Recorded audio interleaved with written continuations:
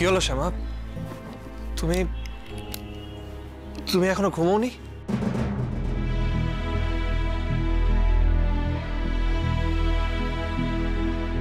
কি হলো শ্যামা, কোনো অস্বস্তি হচ্ছে? বুঝেছি বুঝেছি, আমি তো এখনো তোমার কাছে অচেনা। মানে যে যতই বলুক সাডেনলি আমাকে বিশ্বাস করে নেওয়া তোমার জন্য ডিফিকাল্ট। তাই ভয় পাচ্ছ তো? না আমাকে স্বামী মেনে এক ঘরে থাকতে ভয় পাচ্ছ? অথচ তোমার এখন আমার পাশে থাকার কথা, এইভাবে দূরে থাকার কথাই না। মানে আমি এখন তোমাকে নিজের কাছে পেতে চাই। আর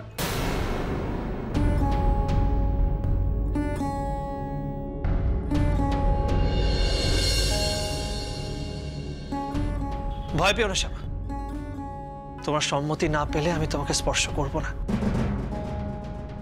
এইটুকু বিশ্বাস করো, নাকি তাও করো না?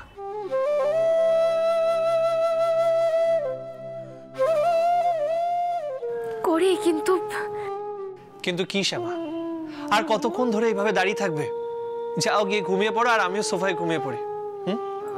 না আসলে মানে আমি বলছিলাম, আমি তোমার থেকে দূরেই থাকবো শ্যামা, বিশ্বাস করো।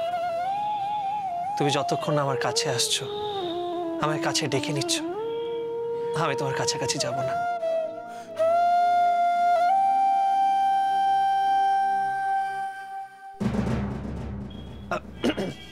বুঝলাম। একটা কথা বলো তো, মানে কৃষ্ণার বাবুজি ভেবেই বলো, ঘোমটার আড়াল থেকে তুমি কখনো আমাকে দেখোনি?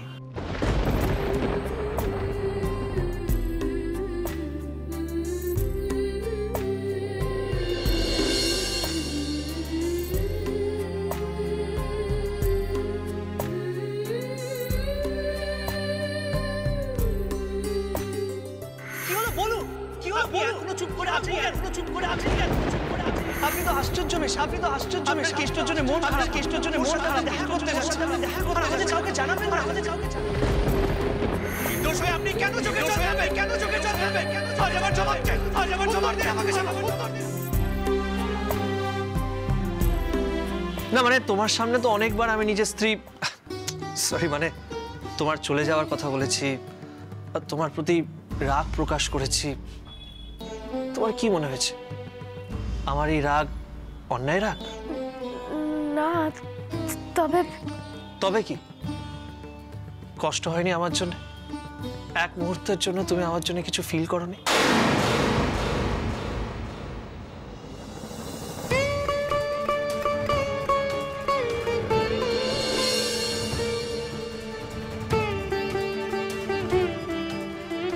আই এম শিওর তোমার মা অনেকদিন বাইরে শখ করে কিছু খাননি, তাই ওনার জন্য ফুচকা আর কুলফি মালাই। না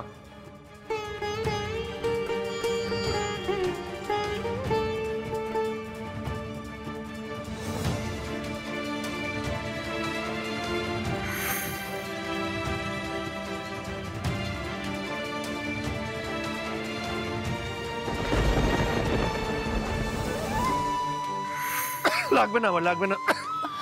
না বাবুজি, আপনি তো কাশছেন, জলটা খান না।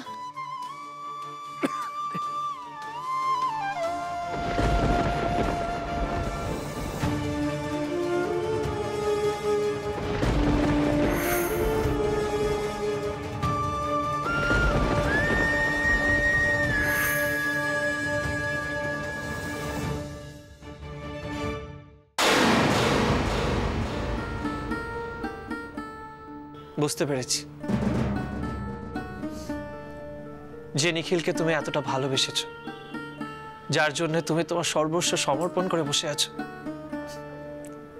আজ দেখো তাকেই চিনতে পারছো না। না না, সেটাই স্বাভাবিক।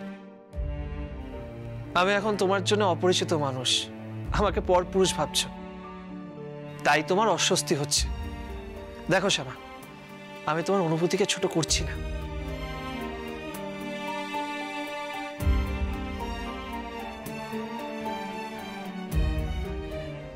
কৃষ্ণ জানেন, আমি কখনো আপনার অনুভূতিকে আঘাত করতে চাইনি। আপনার কথা আমি ভেবেছি, আপনার কষ্ট হলে আমারও কষ্ট হয়েছে, সেটা তখনও প্রকাশ করতে পারিনি, আর এখন প্রকাশ করারও সাহস নেই আমার। ক্ষমা করবেন।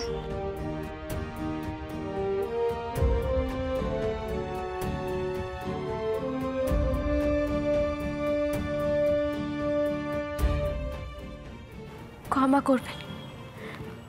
আসলে আমি না ঠিক বোঝাতে পারছি না যে আমি ঠিক কতটা। শ্যামা, তোমায় কিছু বোঝাতে হবে না, আমি সব বুঝে গেছি। যতক্ষণ না তোমায় সবকিছু মনে পড়ছে, তুমি আমাকে ট্রাস্ট করতে পারছো না, এটাই স্বাভাবিক। দেখো, তোমার যদি প্রবলেম হয় আমি ঘর থেকে বেরিয়ে যাচ্ছি। না না না, তা কি করে হয়? দেখুন, এই ঘরটা আপনার ঘর, আপনি কেন চলে যাবেন এই ঘর থেকে? কিন্তু তুমি এভাবে দাঁড়িয়ে থাকলে কি করে হবে বলো? আর তুমি যদি এভাবে দাঁড়িয়ে থাকো, আমিও তো ঘুমোতে পারবো না।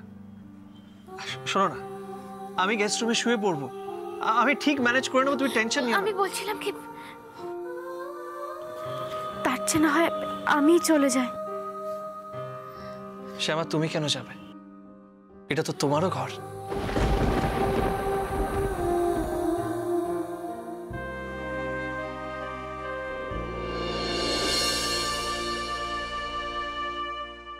আমি তো আপনাকে এভাবে চলে যেতে দিতে পারি না, বলুন। আর আমিও না বেশিক্ষণ দাঁড়িয়ে থাকতে পারছি না, আমার পায়ে ভীষণ ব্যথা করছে। তাহলে কি করি বলো তো? আপনি যদি কিছু না মনে করেন, তাহলে আমি কৃষ্ণার কাছে চলে যাই। দেখুন, এই ঘরে থাকলে আমি না পাচ্ছি শান্তিতে বসতে, না পাচ্ছি দাঁড়াতে। আমার কেমন একটা অস্বস্তি হচ্ছে, আমার আমার ভেতরে ভেতরে কেমন একটা। শ্যামা, শ্যামা প্লিজ। দেখুন, আমি জানি সবাই আমাকে বলেছে এই বাড়িটা আমার শ্বশুর বাড়ি, আর আপনি আমার স্বামী। আমি সেটা বিশ্বাসও করেছি, আর আপনি বিশ্বাস করুন, আমি অনেকবার মনে করার চেষ্টা করেছি, কিন্তু আমার কিচ্ছু মনেও পড়ছে না। আর এভাবে একজন অচেনা মানুষকে নিজের স্বামী বলে মেনে নিয়ে একই ঘরে থাকতে আমার কেমন একটা। শ্যামা, আমি কিছু মনে করছি না, সব বুঝতে পারছি আমি। তোমাকে কোনো এক্সপ্লেনেশন দিতে হবে না, ট্রাস্ট মি।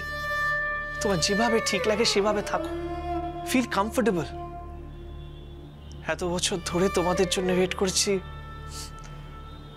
আরো কয়েকটা দিন ঠিক পারবো।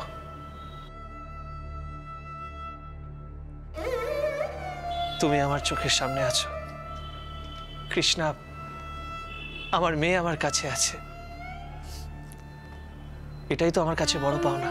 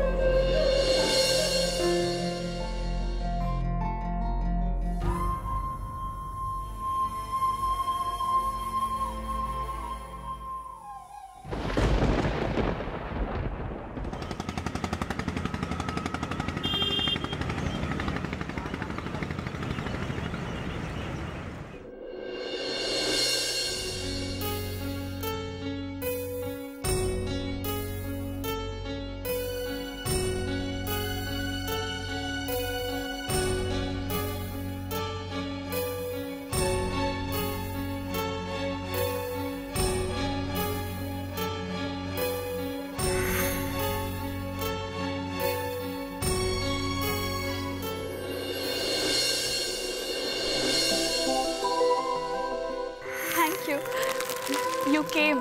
আমি তো ভাবতেই পাইনি তুমি আসবে। I'm really, really happy.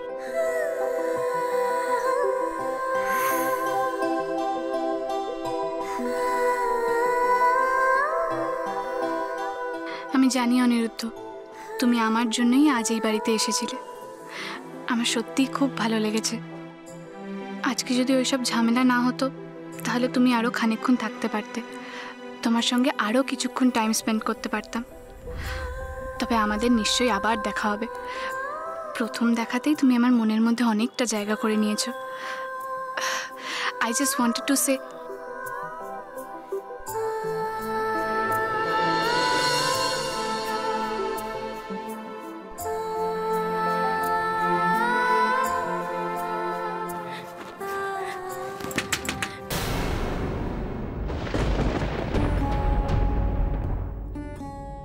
কে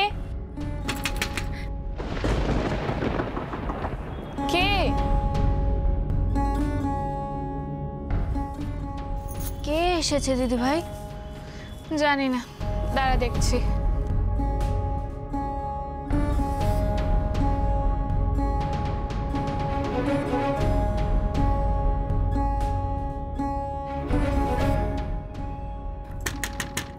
কৃষ্ণা, কৃষ্ণা দরজাটা একবার খোল না মা।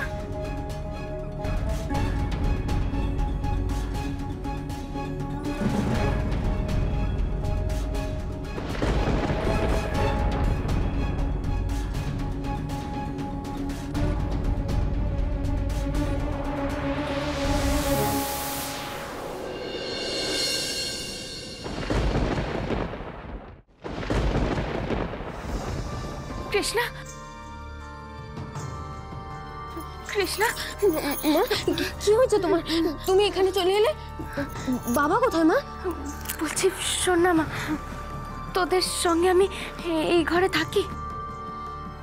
সে কি মা, এই ঘরে কেন? তুই তো প্রশ্ন কেন করিস বলতো? শোন না, তোরা দুজন যেমন খাটে শুয়েছিলি, তোরা খাটে শুয়ে পড়, আমি না হয় নিচে শুয়ে পড়বো, আমার কোনো অসুবিধা হবে না। এ আবার কিরকম কথা মা? মা তুমি আমাকে বলো না, তোমার কি হয়েছে আমায় বলো। দেখ, ওই ঘরে থাকলে আমি কিছুতেই দু চোখের পাতা এক করতে পারছি না রে মা। তুই তো বড় হচ্ছিস, বল তুই কি আমার কথা বুঝতে পারছিস? একটু বোঝার চেষ্টা কর না। দেখেছো মা, দিদি ভাইও তোমার কথা শুনে হাসছে। তুমি সেই এইটুকুনি মেয়েই রয়ে গেলে। মা উনি তোমার স্বামী, আমার বাবা। মা ওনার সাথে এক ঘরে থাকতে তোমার কিসের সমস্যা হচ্ছে? আমাকে তুমি বোঝাও। দেখ মা, তুই বাবা বাবা বলে যতটা সহজ হতে পারছিস, আমি তো ততটা সহজ হতে পারছি না রে মা। সবাই আমাকে বলছে, আমি বিশ্বাসও করছি সবার কথা, কিন্তু কিন্তু দেখ, অচেনা একজন মানুষের সঙ্গে ওভাবে এক ঘরে থাকা আমার পক্ষে সম্ভব হচ্ছে না রে মা। আমি কিছুতেই পারছি না মেনে নিতে।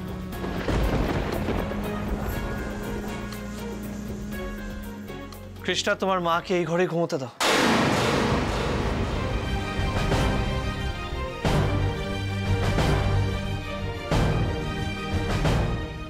তোমার মায়ের ওই ঘরে অসুবিধা হচ্ছে।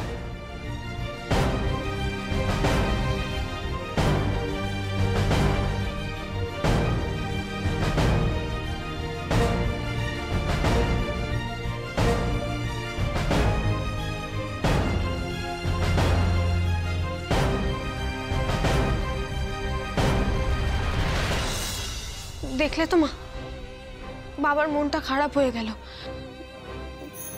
মা দেখো, বাবা তোমাকে এত বছর ধরে তন্ন তন্ন করে খুঁজে বেরিয়েছে, আর এত বছর পর যখন তোমাকে কাছে পেয়েছে, তুমি তখন বাবার মনে কষ্ট দিলে মা।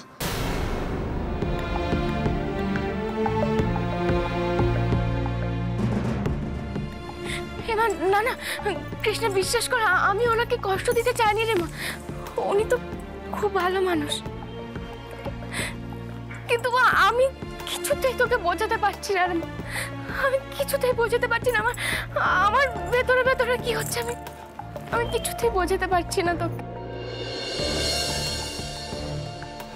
বারে ঠাম্মি যে তোমাকে বরণ করে ঘরে তুললো, বড় মা তোমাদের ঘরটা কত সুন্দর করে সাজিয়ে দিল, আর তুমি সেই ঘরেই থাকলে না।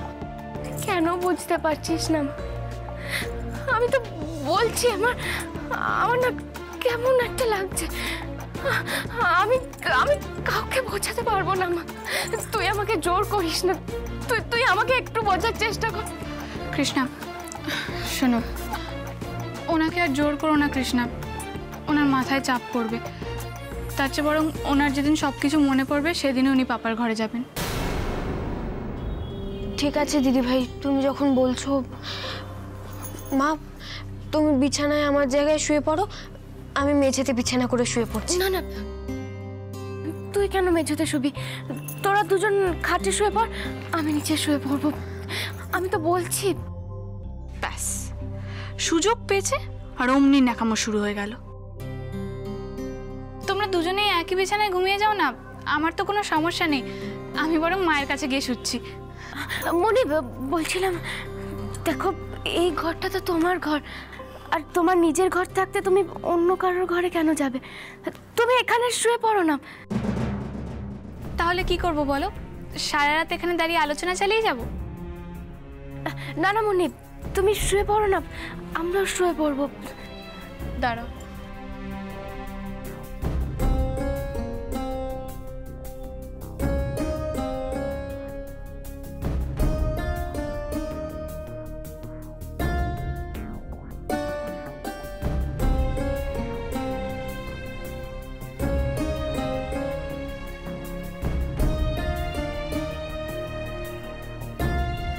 এই নাও।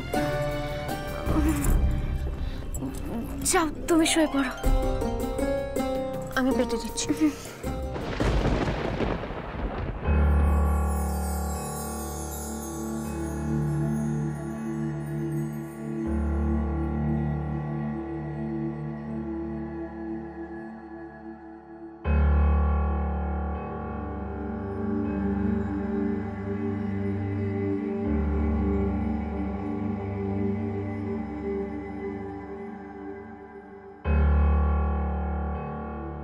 তুই এবার ঘুমিয়ে পড়। না মা, আগে তুমি শো, আমি তারপর। আচ্ছা বাবা, আমি শুয়ে পড়ছি, তুই যা। না, তুমি শো, আমি তোমার গায়ে চাদরটা পেতে দেবো। শো।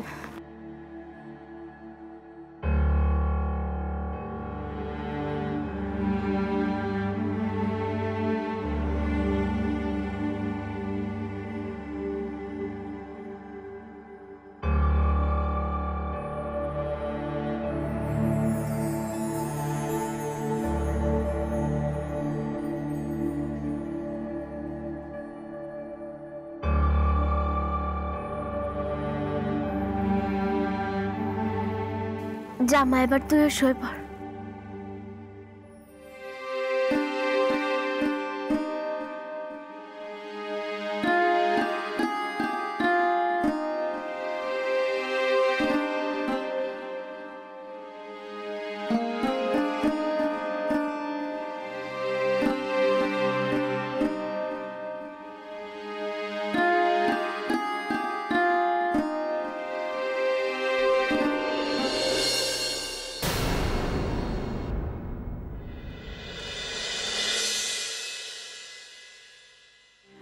পারলে আমাকে ক্ষমা করে দেবে। আমি জানি সবাই মিলে আমাকে মিথ্যে কথা আপনারা বলছেন না। আমি এও জানি যে আপনি আমার স্বামী, কিন্তু সেসব কথা যদি আমার না মনে পড়ে, তাহলে যে আমার ভেতর থেকে একটা বাধা আসছে। আমি যে চেয়েও সহজ হতে পারছি না। ঠাকুর, তুমি এবার অন্তত আমাকে আমার স্মৃতিটা ফিরিয়ে দাও। মানুষটা আমাকে এত ভালোবাসেন, অথচ তার যোগ্য মর্যাদা আমি তাকে দিতে পারছি না। আমার স্মৃতি তুমি আমায় ফিরিয়ে দাও ঠাকুর।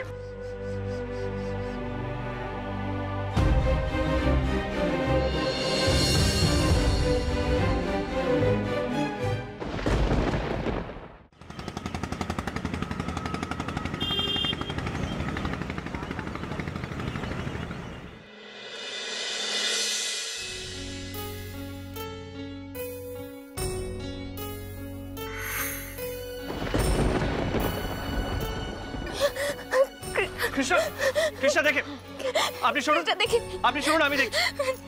প্লিজ প্লিজ আপনি সরুন, আমি দেখছি, সরুন।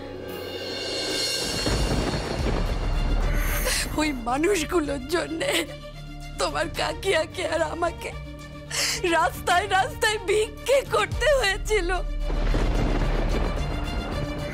দেখো, ওই বাড়ির লোকজন যতই তোমার বন্ধু হোক, তোমার সঙ্গে হয়তো ভালো ব্যবহার করে, তুমি প্লিজ ওই বাড়ির ছায়া মারিও না, please, I am requesting you. মানুষগুলোকে দেখে তো মনে হয় না ওরা এত নিষ্ঠুর। কাকিয়াদের সঙ্গে ওরা এত খারাপ ব্যবহার করেছে। কাকিয়ার দিদুন এতবার করে বলল ওদের সঙ্গে যোগাযোগ না রাখতে, কিন্তু আমার তাও কেন কৃষ্ণার কথাই মনে পড়ছে। মনে হচ্ছে ওরা কেমন আছে আমার একবার জানা উচিত।